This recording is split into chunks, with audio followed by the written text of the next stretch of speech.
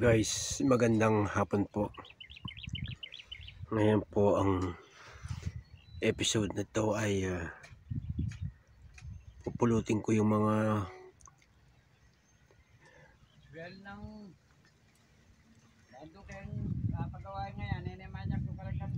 natitira sa sa mga pinag-harvestan ko ng mais.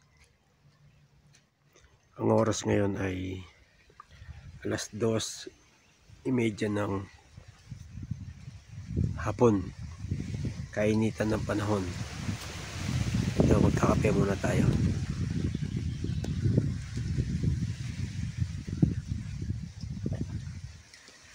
Nandito ako ngayon sa lilim ng aking punong alagaw. Sa amin ang tawag doon ay tangle. Dito ko po pupulutin yung mga natitirang mais. Sayang naman kasi papakain ko sa aking mga manok at saka pato.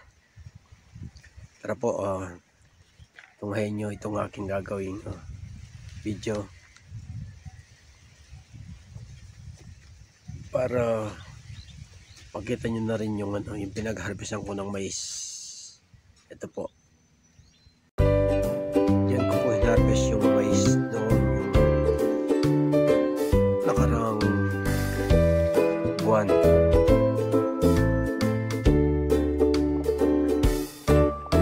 Si kuya nagtanim naman ng panibagong siling panigang. Ayan. Tapos yung natanggalan ng damong ligaw. Nag-uwi din sila kasama yung aming kapatid. Yun naman ay namumuha na yun yung siling o siling panigang. Tapos mga merong mga kahoy na yan ay string beans naman, yung sitaw.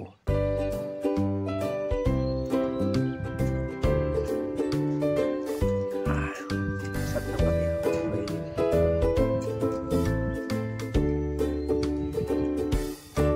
Pero may nagpakain ka na ako saging malati.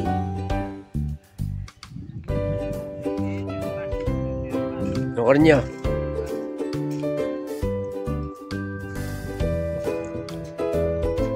Tingnan natin yung saging. Kaya sinasabi si Chris na meron daw hinog na saging. Tingnan natin.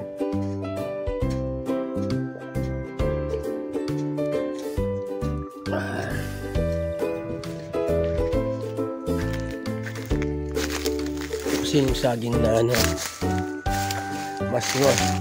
Ito po yung saging na senyorita. Ayan.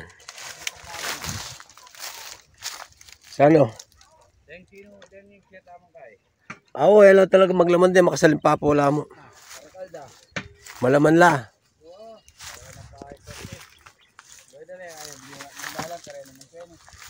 Awa. Paganda ka rin. Pagkaman daw ano kalagkit. Ating mga tumpak ka na eh. Oo. Laman tayo ang kalang pangaragulda. Naglaman la. Ang nag-isuli makagato lo. Wala mo pin eh. Nalina ka ano kapag laman. Ang katatikang kristang kay. Ayan po. Marami na akong napulot kanina. Andito sa inalagyan ko yung timba.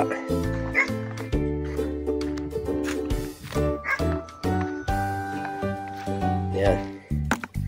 Kasi po sayang naman kasi itong kita nyo naman ang lalaki pa. Diba sayang yung papakain ko sa pato saka sa manok. Kasi bukas ipapararo ko to yung malalaking talim, yung tinatawag na disco. Kaya po tatabunan lang ito, kaya pinupulot ko na ngayon. Sayang naman.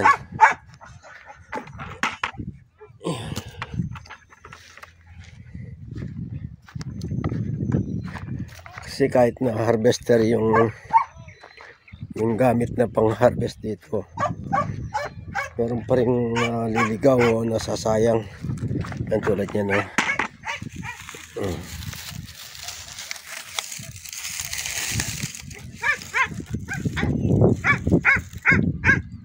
Tulad nito, may balat pa to. Yan, siguradong merong laman yan. Yan o. Kita? Tsaka yun. Yan, kadami o. Mamaya, lalagay ko muna dito sa ayan o, mga ano.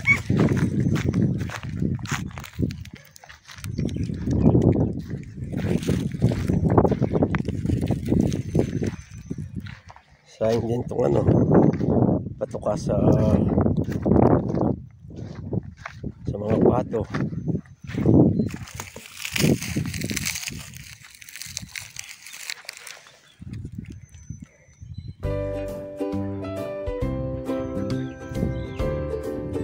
Ang daming tumatawag dito, yung bato-bato, yung malalaki. Sa amin tawag din ay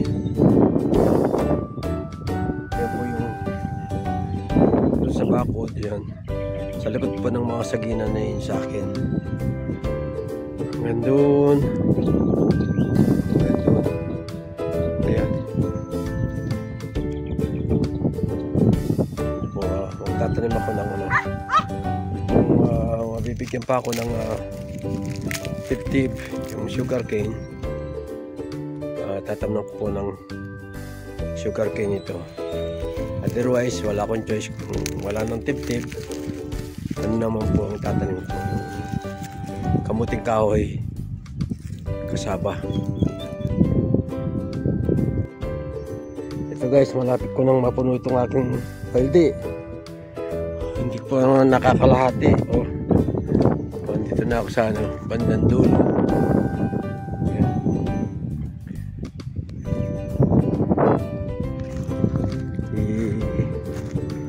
Ano ko muna sa sako. Hindi mabigat. Kaya tingnan nyo yung laki nito. Nasunog. Kung gusto nyo inihaw na mais. Yan. Inihaw na mais. Tumutubo na po yung ano, yung mga nagsipaglaglagan ng araw. Yan, tumutubo na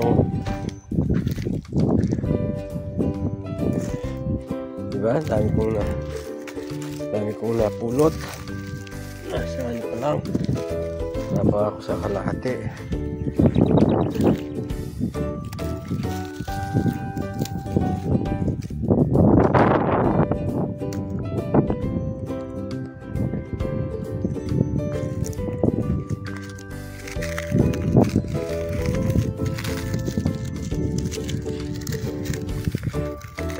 Init po ngayon, kaya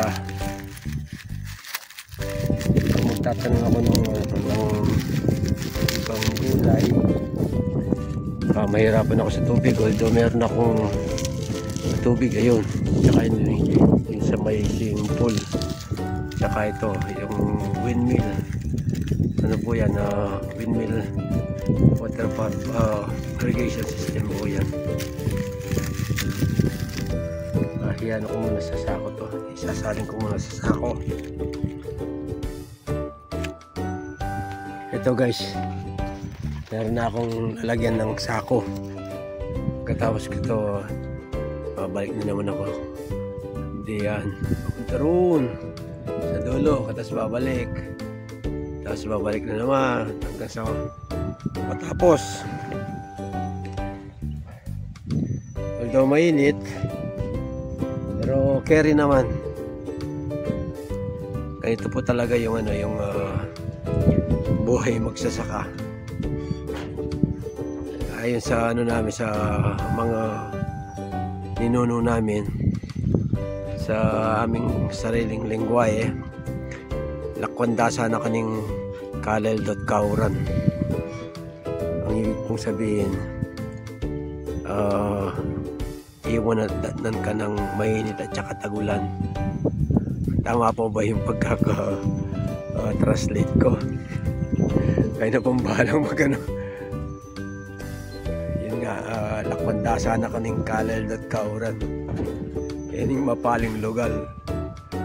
Ito po yung buhay ng magsasaka.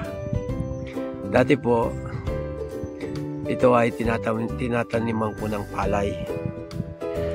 Yung banda roon, kuminsan po nababalaw yung aming traktora na kubota na 4x4. Nababalaw po banda roon sa lalim ng putik. Ngayon ito yun kasi po dyan sa katapos ng talahiban na yan, ito yung talahiban na yan, hanggang doon ay pinagkunan po ng buhangin, quarrying. Hindi ko lang sila masawata dahil kanila yun at saka merong titulo. Kaya ito yung aking lupa, naiwanan, nasa bandang itaas. Kaya yung dating putikan noon, ayan, parang disyerto na ngayon. Tara po, samahan niyo uli ako ng pamulot ng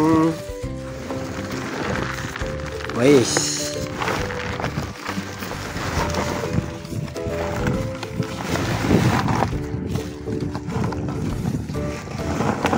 Kahit na mapuno ko na naman itong isang balde para at least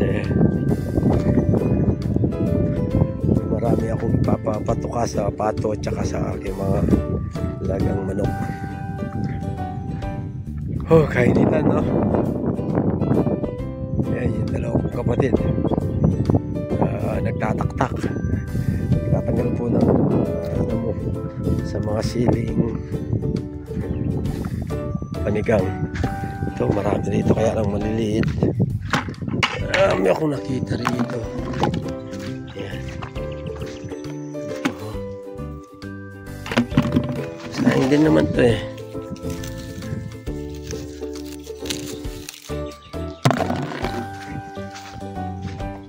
Kasi kung hindi mo kukunin ito, either kakainin ng mga yung bato-bato or tutubo. Kaya lalo kong tinatanggal.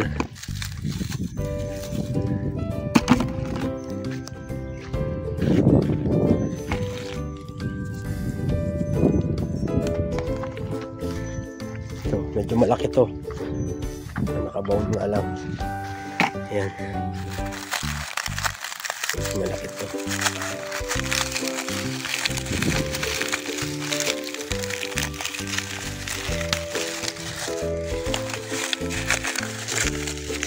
Ganda ng mais ko, yung bunga ng mais ko nun. Ano po ang variety nito ay Decalb.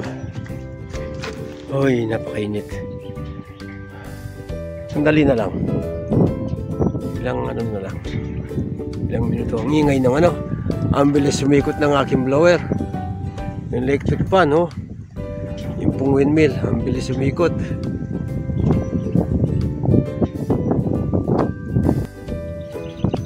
Ito po, napuno ko na naman itong aking balde.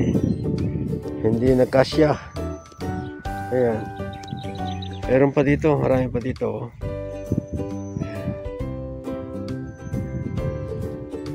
May manok ko. Namumulot din ng mais yung manok sa kabilang pupo. Kaya hatid ko muna dito sa yung aking sako. Yan po. Marami pa. Siguro mga kalahating baldi pa to. Naiwan. Yung iba nasunog. Pero pwede pang patuka. Kapon din na namulot ako. halos kalating sako. Kontakin mo yun. Halimbawa maka isang sako ka, matagal-tagal na rin matuka sa ano, sa pato tsaka sa manok.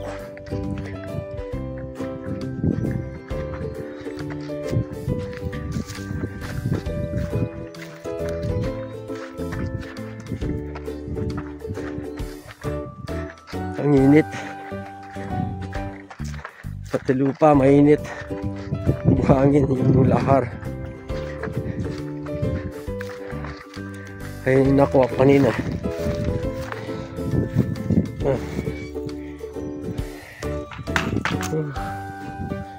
Sayang no.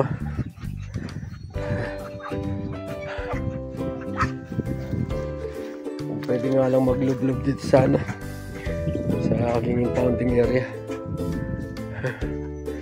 So mainit.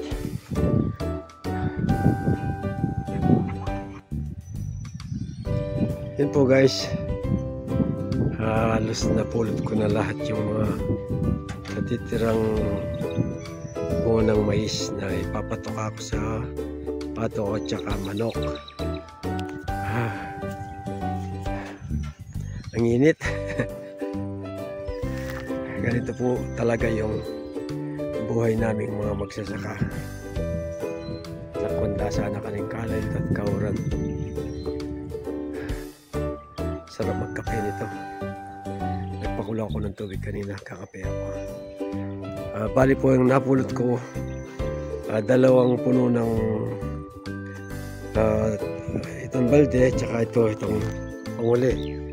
Yan na lang po yung mga napanguli kong pulot dun sa tapat ng punong melina na yun. Bukas kasi darating na yung aming traktora. Ipapadisko ko to, yung malaking talim na 3 talim. Katas malalim mga para yung nilagay kong chicken manure pupunta sa ilalim. Kasi po mainit yun. Kailangan ma-compost muna. So kaya kung magtatanim ako ng tubo, pag nabasa yun, magandang fertilizer po yung ipot ng manok.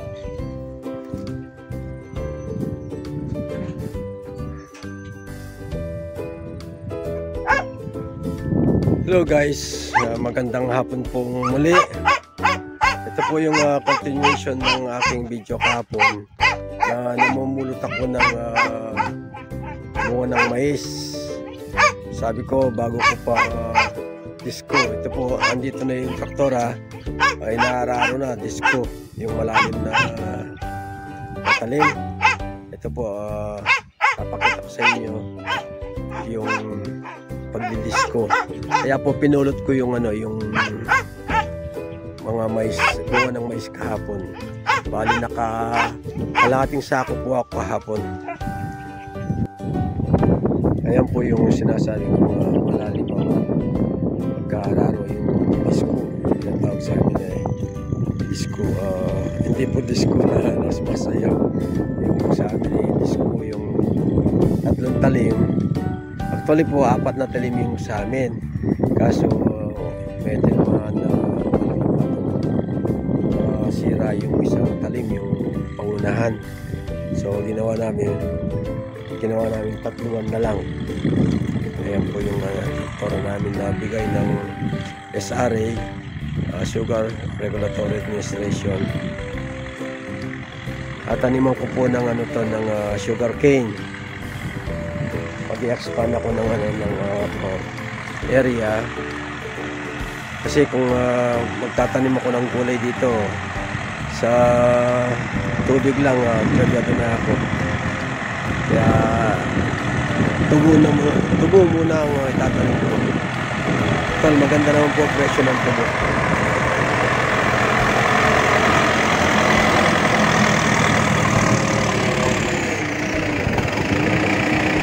Turo mo nila yung taga na akong kain kayo eh. Revolution na eh.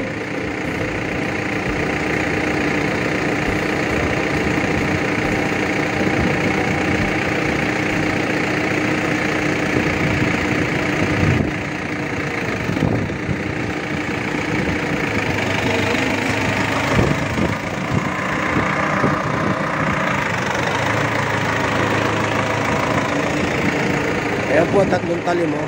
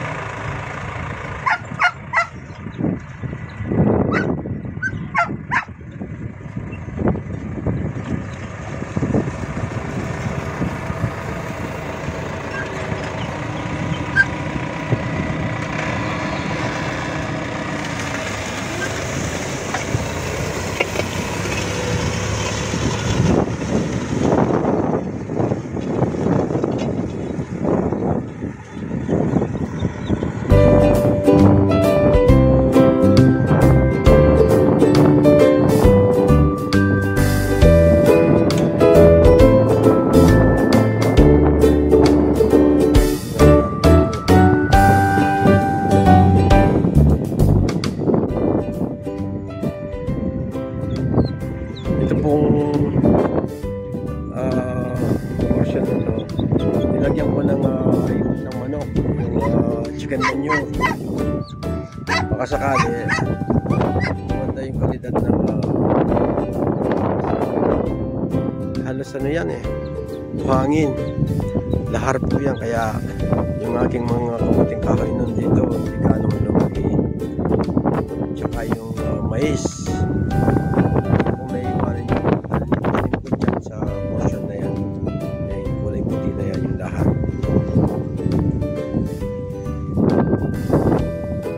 Punta ko lang sa nagagaling ko sa nagpa-blood chem ako, quarterly check up. Yan o.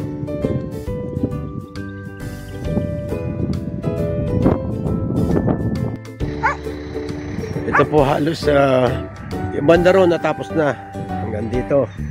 Ngayon lilipat naman siya din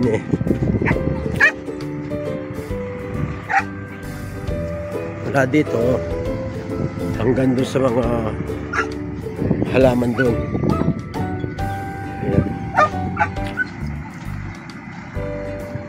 At tumubo na yung yung mga mais.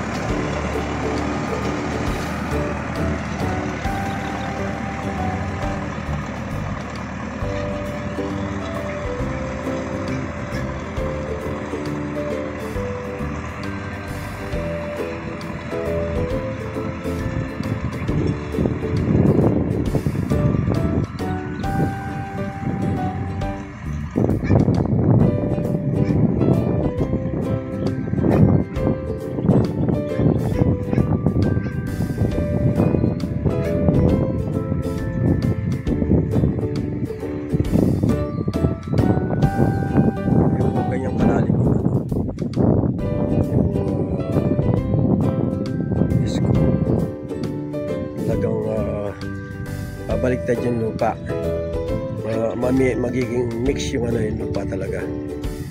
Kaya maganda pong to, palaging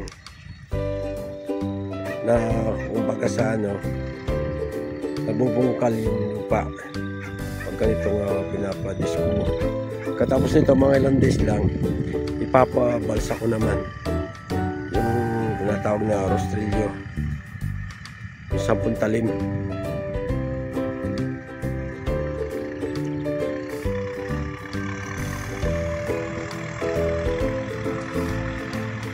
So pabalik na, medyo maiksi lang yung dito, yung distansya, unlike doon hanggang doon sa may ito yung talahib doon.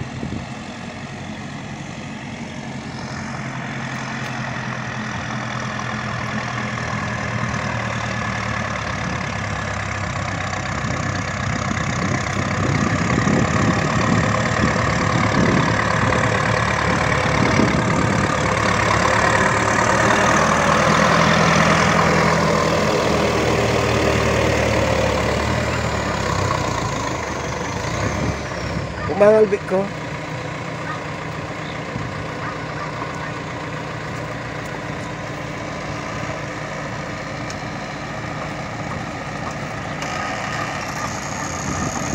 Madukdok yan, re. Malalamit ang tauli. Malalamit ang tauli.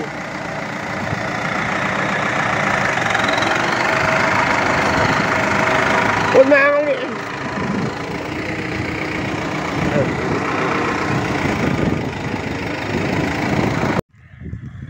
Kahapon, nagsampay kami ng ano, ng itong mga ang tawag dito, sitaw. So, kanina nagpatubig si Kuya, sabay abono sa kanya, inararo. Ayan, malinis na naman. Malinis, ang ganda tingnan ng kanyang mga sitaw. Yung sitaw po nito ay yung berde. Kasi ayaw nung mga namimili yung puti. Pero marami kaming binili yung puti, yung native. Mas masarap po yung kaysa dito sa berde. O, pinatubigan na rin itong kanyang siling panigang. Sabi ko bumili ng diesel.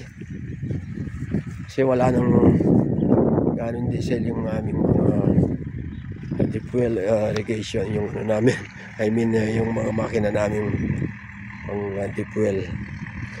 So ito po mimeriandahin ko muna itong aming operator.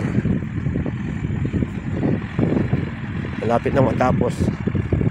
Siguro after 1 hour kaya na niyang tapusin ito.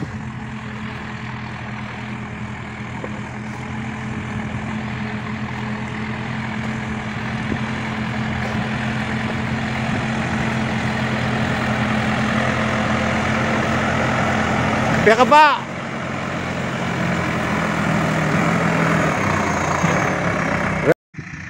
Ayun po. Tapos na kaming magmerienda. Itutuloy niya ulit itong pag-araro dito sa aking lupa. Tutungayan natin yung kanyang kaunti na lang mula dito hanggang doon sa aking irrigation. Mga ilang, tsaka malapit lang naman distansya. Ayun yung merong puting sako doon. Kaya kayang-kaya na yan. Within half hour kaya na yan. Ayan po, tingnan nyo ang lalim ng ang lalim ng pagkatira. Kaya yung lupa na babaliktad ng maigi.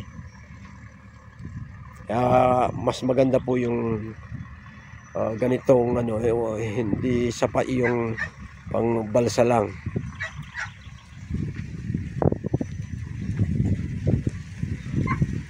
Bandaron sa mga ibon na puti na yun, pasa pa yung lupa. Pero dyan sa yung tapat ng mga saginan yan, dahil purong lahar yan, tuyo daw yung lupa doon. Pero pag nagtanim ako, pwede naman patubigan dito sa aking irigasyon. Yun po, tatapusin ko na itong aking video. Medyo mahaba na. Tsaka alas 4 na ng hapon. Mainit pa rin ang sikat ng araw. Kaya muli po, ako'y nagpapasalamat sa inyong panonood. Sa suporta.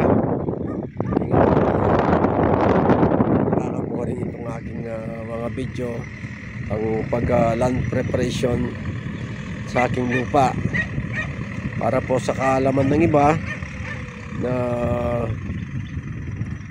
kung meron din lang na pwedeng rentahan, ganito pong gawin nyo para makultivate ng maigi ang inyong mga lupa. So yun po, ingat po tayo palagi. Patnubayan nawa tayo ng pong may kapal.